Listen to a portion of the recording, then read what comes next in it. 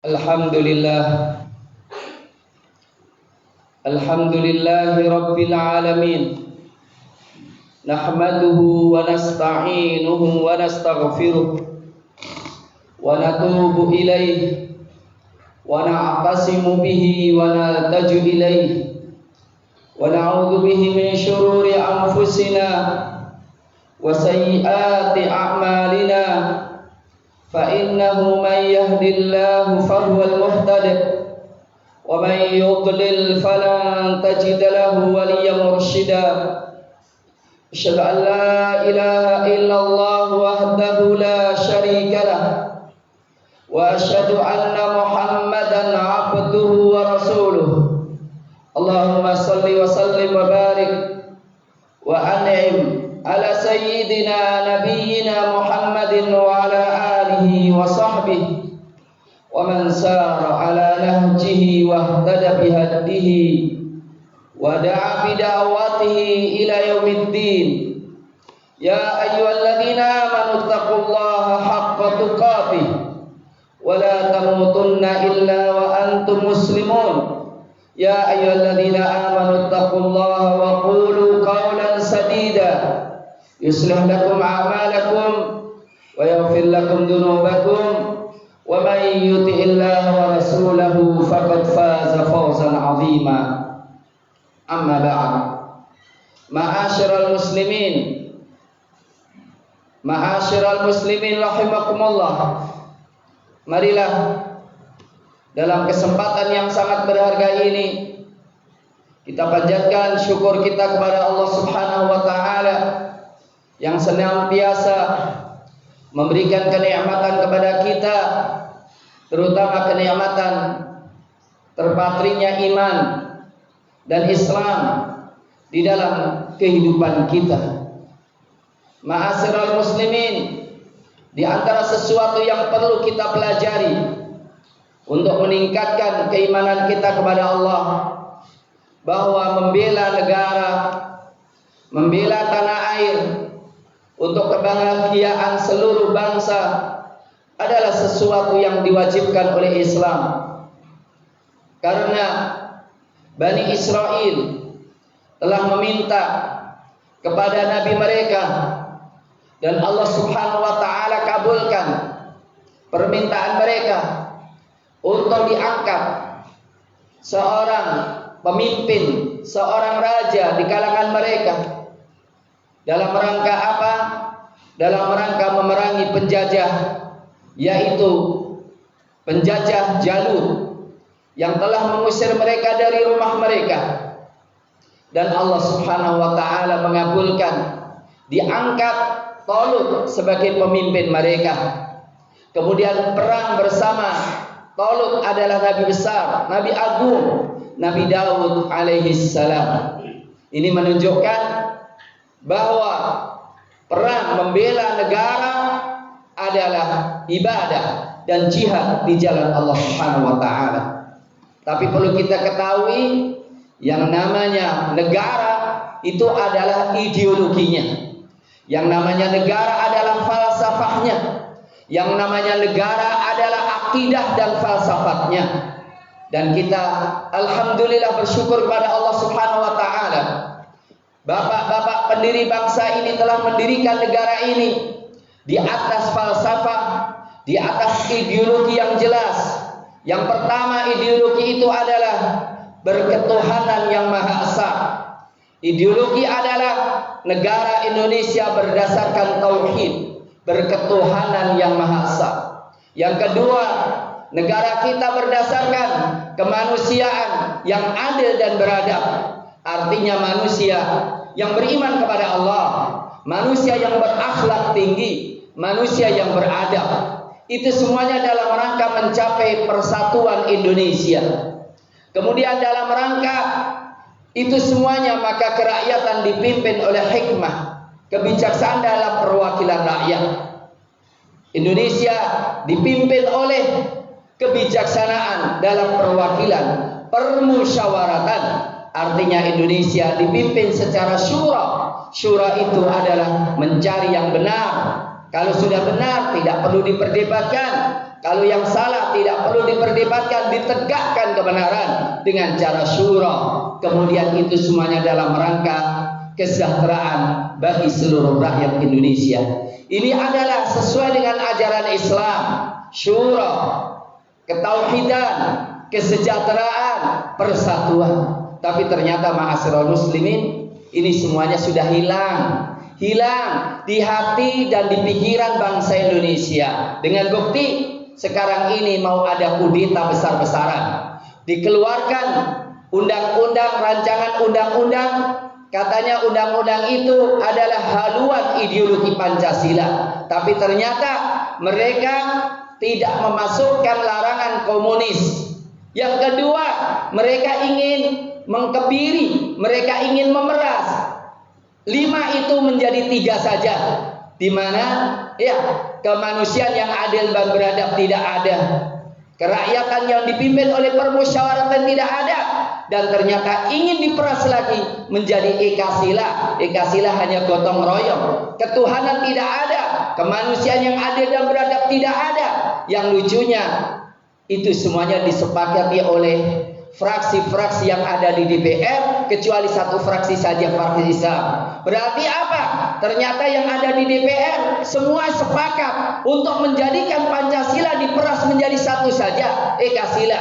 Maka Bapak Saudara semuanya melihat bagaimana demo di mana-mana. Karena ini sebetulnya dalam rangka membawa Indonesia ke komunis. Ini semuanya dalam rangka ingin menghancurkan tauhid, ingin menghancurkan ketuhanan. Kalau negara sudah dipimpin oleh orang-orang yang menghilangkan ketuhanan, kemudian hanya dipimpin oleh yang gotong royong sesuai dengan keinginan mereka, yaitu komunis, maka Indonesia itu sudah tidak sisa lagi. Dan ini ternyata ma'asyiral muslimin didengungkan oleh orang-orang yang komunis.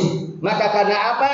Di Indonesia ini komunis sebetulnya masih dilarang dalam TAP MPRS. Mereka berusaha untuk menghilangkan larangan ini, dan ternyata mereka walaupun tidak ada partainya, walaupun dilarang, tapi ternyata mereka sudah ada yang di DPR. Banyak sekali yang di DPR. Bahkan di antara mereka mengatakan, aku bangga anak PKI masuk parlemen. Ini sesuatu yang sangat berbahaya ma'asyiral muslimin. Kita ingat bagaimana dekat kita di Geladak itu 130 orang dibantai oleh komunis, disembelih oleh komunis, dan di daerah Juruk juga ada monumen, di situ dibantai orang-orang Islam. Tapi kenapa kata diam? Di mana Islam kita? Maka saya heran, kita ngakunya mayoritas Islam, kita katanya mayoritas Islam, tapi kenapa ketika terjadi pemilu yang dipilih dan menang adalah orang-orang komunis, orang-orang yang ingin menuju ke kiri-kirian dan menuju kepada kemusyrikan dan kemaksiatan.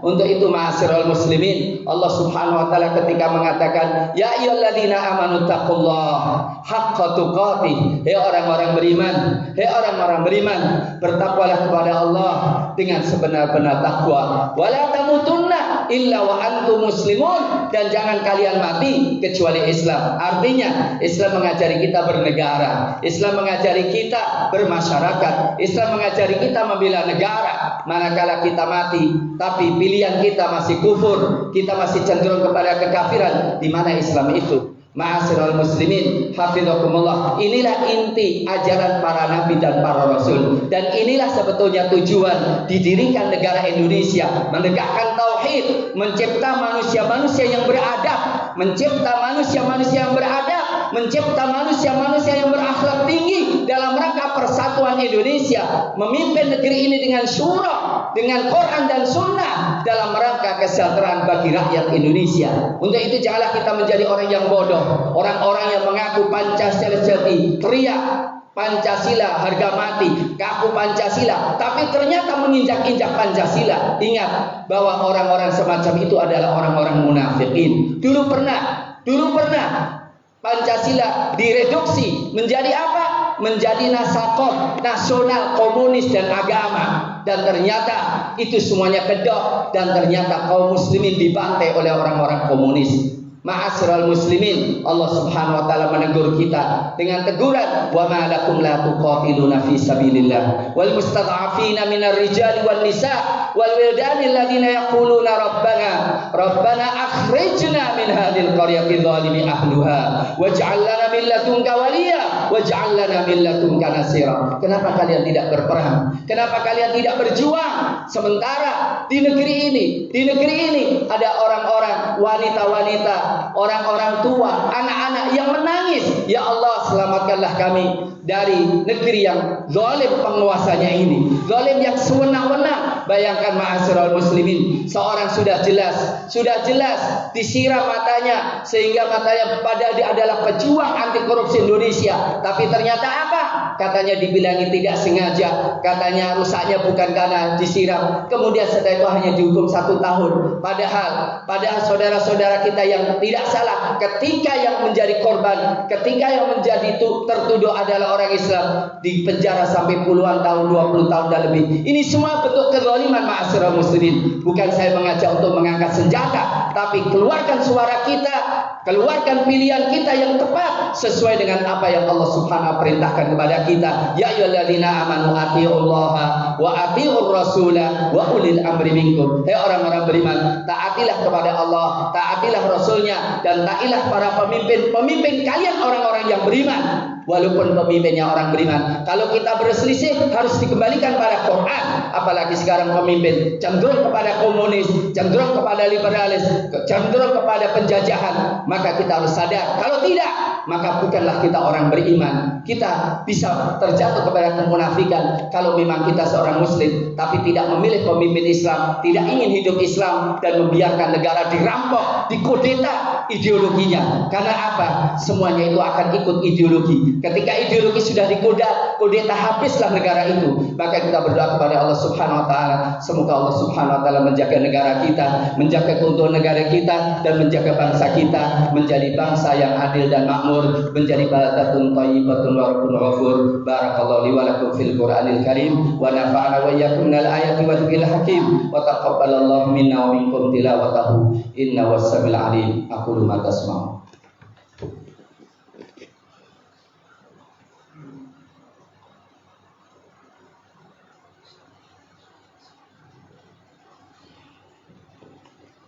Alhamdulillahi haqqa hamdih, wassalatu wassalamu ala man la nabiyya min ba'dih, wa ala alihi wa sahbihi wa jundihi wa sallama tasliman katsira, amma ba'd.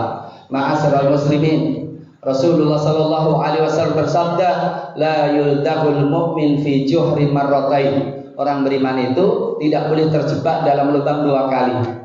Orang beriman itu kalau sudah terjebak dalam suatu musibah, jangan terjebak terus. Komunis telah membunuh di seluruh negara dunia ini tidak kurang daripada 130 juta. Sebagaimana dikatakan oleh Bapak Taufik Ismail ketika diundang di satu acara, beliau menerangkan tentang korban-korban komunis yang dibantai oleh orang-orang komunis, kemudian beliau diusir dari acara itu. Ternyata yang mengadakan adalah orang-orang komunis. Dan di Indonesia komunis telah melakukan kudeta berkali-kali. Ya, di antaranya adalah kudeta tahun 48, kemudian kudeta tahun 65, dan saya sendiri, saudara sendiri, dan bapak saya sendiri, ibu saya sendiri sebagai saksi hidup bagaimana orang-orang komunis membantai kaum muslimin dan menyiapkan pembantian yang sangat dahsyat. Untuk itu ma'asyiral muslimin, sebagai orang beriman, ibadah kepada Allah bukan hanya di masjid, tapi ibadah kepada Allah membela kebenaran, menumpas kemungkaran dan kemaksiatan. Innallaha wa malaikatahu yusholluna 'alan nabi ya ayyuhalladzina amanu shallu 'alaihi wa sallimu taslima. Allahumma shalli wa sallim wa barik wa an'im 'ala sayyidina Muhammad wa radallahumma an kulli sahabati rasul ajma'in wa 'anna ma'hum bi rahmatika ya akramal akramin. Allahumma ighfir lil muslimina wal muslimat wal mu'minin wal mu'minat al ahya minhum wa amwat innaka samiun qaribun mujibud da'awat. Allahumma anji Indonesia. Allahumma angkit Indonesia minasyirki wal musyrikin wal kufri wal kafirin wal ilhadi wal mulhidin wasyi'ati wasyiyu'in birahmatika ya arhamar rahimin. Allah Allahumma ansur ikhwanana al-muslimina fi kulli makan. Allahumma ansur ikhwanana al-mustad'afina al-muslimina al-mujahidina fi kulli makan. Allahumma ansurhum fi Suriya wa ansurhum fi Filistin wa ansurhum fil Yaman wa ansur fi kulli makan bi rahmatika ya arhamar rahimin. Rabbana atina fid dunya hasanah wa fil akhirati hasanah wa qina adzabannar. Allahumma adfa' al-bala